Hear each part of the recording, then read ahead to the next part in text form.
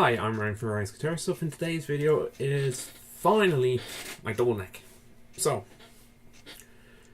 yeah, so I'll get quickly into it. I'll show a time lapse actually in the corner and just explain what I've done to this. So, first thing first I did was burn the body. As you can see, I burned the body, just went over. Actually, you know what? I need to pull up. Stop recording that. I need to pull up the video files that I have here so I can actually see what I've done, because I can't remember, it's been a while. I started this in June and it's come November now, and I've finally gotten around to finishing the last few bits off. So the first thing I did was burn the whole body, front and back. You can see I burned the headstock, but I didn't burn the back of the neck. As you can see, it's left natural, for the whole reason that I didn't want to mess up the binding as much as I had at that point.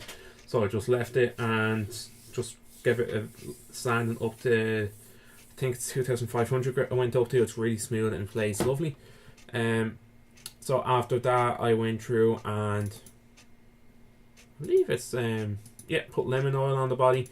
That was for two reasons. Lemon oil is mainly mineral oil, and lemon oil for scent. So when I did that, it cleaned up a lot of the dirt, so you can kind of see it's that kind of road worn kind of finish on it. I'm a huge fan of that kind of thing, and yeah, finishes exactly how I want it. Leveled the frets, crowned them and polished them. Tuners are the tuners from the kits and all that stuff, and I think that's really it. I didn't go overboard with putting new tuners and everything in it, and yeah, that's really it as far as I can tell.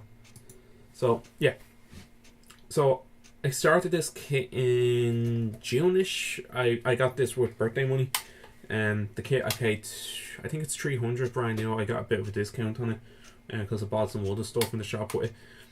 So and it's all the stock parts. Another thing that I found really bad about it was I don't have it with me, but I said that I put this off because of the nut.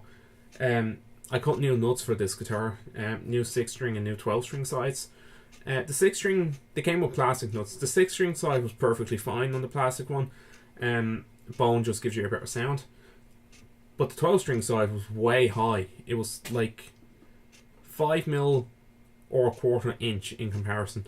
So it was like really high for what it should have been. It was like the height of a blank nut when you get it, as if that was the top of the slots. So it was really high action down here, so when you fretted it, it would go out of tune. So everything's stock as the kit except for the nuts, and just because bone's better in my opinion for sounds than plastic. And I'll get into it. So I'm using the Brainworks Megadil at the moment because I still don't have an amp. As you can see, that's a box of records in the corner.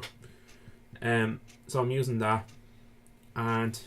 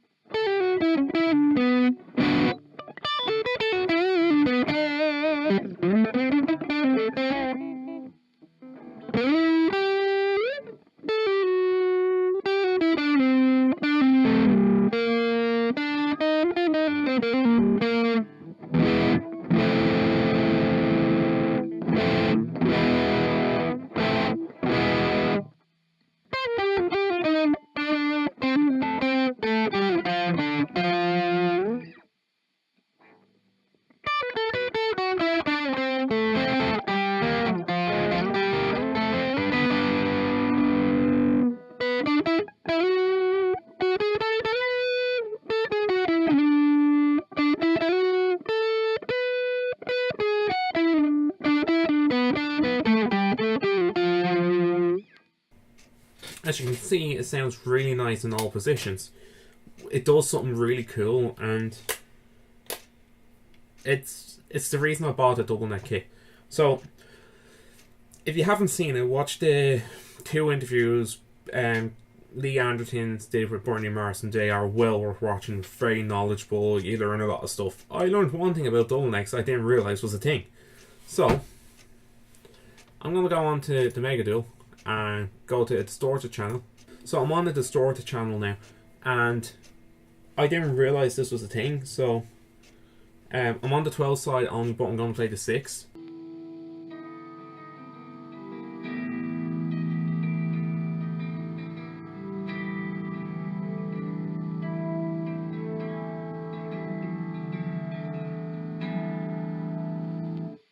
It's sympathetic ringing to its extreme. So that is so nice. It does it also on the other end of like.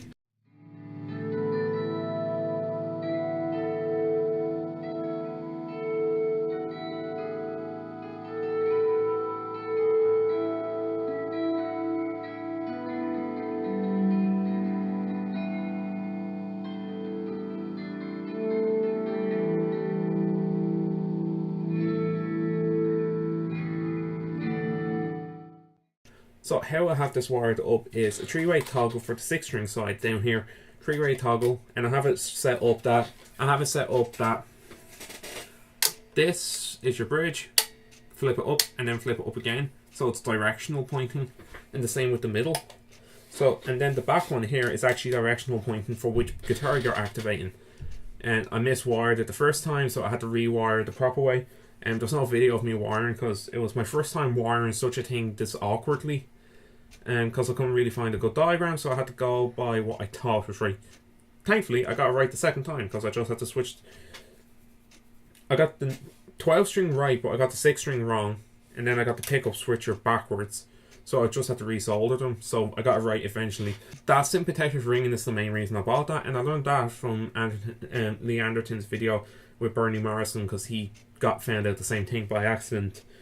And it's such a cool haunting sound that it's really worth it. So would I recommend this? I got this at Everest Music, by the way. Would I recommend it? For the price that it is, and considering that double necks are quite expensive for cheap ones, yeah, so Epiphone one's like 900 quid, so that's pre-made for you. And also, sorry, I was actually I have a set of chrome pickup covers, as you can see. Just straight chrome, no holes, no nothing. And I was going to put them on the 6-string side, but that needed extra routing, and I can live without it, so I don't really care. Anyway, Epiphone have one, it's 1,000. Would I have paid 1,000? Probably not. But I prefer the DIY kits because you can change some things, and yeah, it's a really fun project. And the pickups actually sound really good. The only downside to doing the double neck, if you wanted to swap the machine heads on it, you're buying 3 sets of machine heads basically. If you want to swap the pickups, you're buying 2 sets of it's basically 2 guitars. So it can be expensive compared to modding the normal guitar. So yeah, but it's one of them things that don't diss it until you try, because I hated double necks, and then I bought this because I had some money left, and I was like, feck it, I might as well try something. And I really love it, it's something unique. So I've been Ryan for Ryan's Guitar Stuff, and see you next time. Bye.